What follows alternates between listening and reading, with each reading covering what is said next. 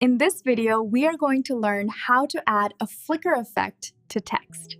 So let's get started.